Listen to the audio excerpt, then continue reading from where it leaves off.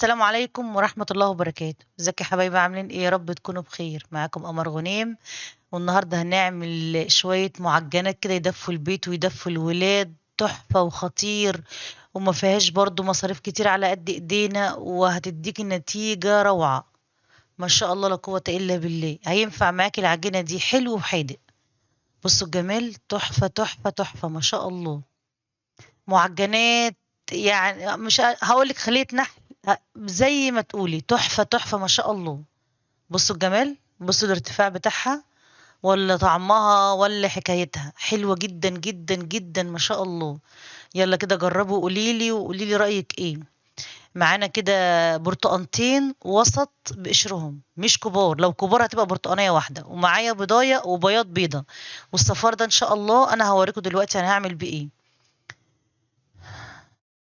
بصوا كده معايا البرتقان يا جماعة، بأكد تاني، لو برتقان كبير هتبقى برتقانية واحدة، أنا واخدة برتقانتين أكبر من قد اليوسفية الصغننة كده، عشان المقدار يبقى معاكم مظبوط. برتقانتين، نص كوباية سكر، نص كوباية زيت. أنا خدت ربع كوباية المية، ما خدتش كوباية المية كلها. أهو هحط كل المقدار معاكم أهو. وادي البضاية وبياض البيضة، وهحط الزيت، وحطيت ربع، مش كل المية دي، لان بعد ما حطيت انا رجعت فضيت منها شوية تاني، يعني بالمقدار ده ربع بس كوباية مية على المقدار ده. وبرده تبع حسب العجينة بتاعتك. هضرب بقى كله في الكبة كويس جدا. اللي وصل معايا بقى دلوقتي لحد هنا في الفيديو، نصلي ونسلم على الرسول. اللهم صل وسلم وبارك على سيدنا محمد وعلى آله وصحبه وسلم. كده خلاص انا ضربت كله. انا عايزة البرتقال قطع كده، قطع فيها، هيخلي لك الريحه تحفه تحفه تحفه ما شاء الله. حطيت بقى قد ايه دقيق؟ حطيت نص كيلو ومعلقتين، يعني هنقول 600 جرام. ومعايا كيس خميره اللي هو دريم ده، عندك سايبه تبقى معلقه كبيره، معايا معلقه ملح صغيره. ادي كل مقدار العجينه، مش هنعمل اي حاجه تاني. هقلب بقى كويس. هتشوفوا قد ايه عجينه هشه جدا وطريه وتحفه، هتنفع معاكي كل انواع المعجنات. ده كده الكوباية التانية، أنا كده وزنتهم نص كيلو، وحطيت معلقتين لميت بيهم العجينة. يعني هنقول نص كيلو معلقتين أو 600 جرام، حسب بقى لو عندك ميزان أو عايزة تعايري بالكوباية.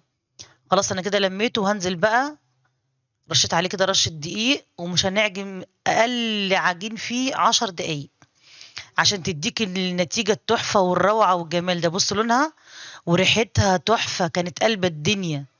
ما شاء الله لا قوة إلا بالله، والله طعمها خطير خطير خطير. نعجن بقى كويس جدا جدا. طبعا كل دقيق غير التاني. ان شاء الله المقدار ده حلو جدا، على نص كيلو دقيق ومعلقتين او 600 جرام. برتقانتين وسط او برتقانة كبيرة، نص كوباية زيت، بضاية وبياض بيضة، رشة زيت تحت وفوق عشان ما تلزقش مني في الاسترتش لما اغطيها. كده انا خلاص عجنتها مش اقل يا حبايبي من 10 دقايق زي ما قلت لكم.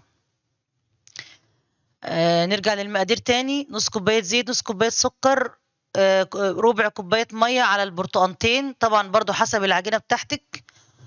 وبتعجنيهم كويس جدا جدا. بصوا ما شاء الله لا قوة إلا بالله. انت بقى طبعا ده الجو برد، انا خدت معايا حوالي من ساعة ونص لساعتين. الجو برد جدا جدا جدا، حسب كل مطبخ اي حد فينا. ممكن تسخني الفرن وتطفيه وتحطيها تسخن. بصوا يا حبايبي الجمال بتاع العجينة، منظرها عامل ازاي، تحفة. مهما اقولك العجينة خطيرة، والبرتقال مخليها في حتة تانية خالص خالص خالص. طول عمرنا متعودين على كيك البرتقال، لا النهاردة هنشغله كمان في المعجنات. هيديكي ريحة خطيرة وطعم أحلى. معانا معلقة سمنة بلدي كده حلوة، أو أي سمنة عندك أو أي زيت، دعكتي بيها الطاجن بتاعي اللي أنا هقطع فيه المعجنات بتاعتي. سهلة جدا وبسيطة زي ما بقولك، مش تاخد معاك أي وقت. وحاجة حلوة هتدفي الولاد في البرد، وهتدفي البيت، وريحتها هتقلب لك الدنيا ما شاء الله. اهو هقطعها كده قد برضو حباية اليوسف كده، عشان لسه هي هتخمر تاني. طبعا مش حباية اليوسف الكبيرة، اللي هي الوسط. انتوا طبعا شايفين. وطبعا برضو التقطيع ده حسب امكانياتكم في المرحلة دي. بقى لو مش عايزين تعملوه زي ما انا عملت بالنوتيلا، ممكن بقى في قلب الحشو دي تحشوا جبنة. هتحط مكعب الجبنة وهتحشي بيها، يعني ليها استخدامات كتير جدا جدا جدا غير النوتيلا. ممكن تحشيها فراخ تكون انت عاملاها شاورما كده بس من غير خضار. ممكن تحشيها لانشون وجبن تقطعيها، او ممكن تحشيها جبنه موتزاريلا حسب ما تحبي. بص انا خلاص خلصتها، هغطيها برضو مش اقل من ساعه، الجو برد، عشان تخمر معايا تاني. وهنشوف برضو هنعمل فيها ايه. انا كده غطيتها خلاص ساعه بالظبط وهتكون خمرت ان شاء الله. بص يا حبايبي تحفه، خطيره خطيره. مليت لي الطاجن ما شاء الله لا قوه الا بالله، وعملت حاجه حلوه من ما فيش، والبيت كله كل، وكانت قلبه ريحه الدنيا. دي بقى صفار البيضه اللي انا شلتها في الاول. هدهن بقى كده كل المعجنات عشان تديلي لون حلو كده. هنيجي بقى للتسوية. عقبال ما اسيح النوتيلا انا، حبايبي نار 200، او شوف بقى الوسط اللي عندك. انا خلاص سيحت النوتيلا كده، انا عملتها على حمام ماء وسبتها تهدى، وهحطها دلوقتي في كيس حلواني. ما عندكيش كيس حلواني هتحطيها في كيس عادي من بتاع التلاجة. وهنحاول كده بقى ايه نملى بيها كل المعجنات من جوه، عشان عايزاها. بصوا العجينات بتتنفخ ازاي معايا، ما شاء الله ما شاء الله ما شاء الله. نتيجة بصوا تحفة جدا. للتسوية يا حبايبي نرجع تاني للتسوية. 20 دقيقة على 180. بعد ال20 دقيقة لو النار، لو الوش ما اتحمرش، بس هو ان شاء الله يتحمر معاكي، هتولعي الشواية مفيش بالظبط دقيقتين. بصوا الجمال، عشان انا مش عايزاها تنشف. بصوا الجمال تحفة تحفة تحفة ما شاء الله. ده بعد بالظبط 20 دقيقة. هوريكم بقى الارتفاع بتاعها وقد ايه هي هشة وخطيرة وجميلة. اللهم صل على سيدنا محمد. كانت حلوة جدا وطعمها أحلى. يلا جربوا وقولوا لي إيه رأيكم، واكتبوا لي في التعليقات. ما شاء الله لا قوة إلا بالله. هقطع كمان معاكم دلوقتي، وأنا بقطع كده هختم عشان أخليكم تتمتعوا بالجمال ده، وتقوم تتشجعوا في البرد ده وتدفوا البيت وتولعوا الفرن.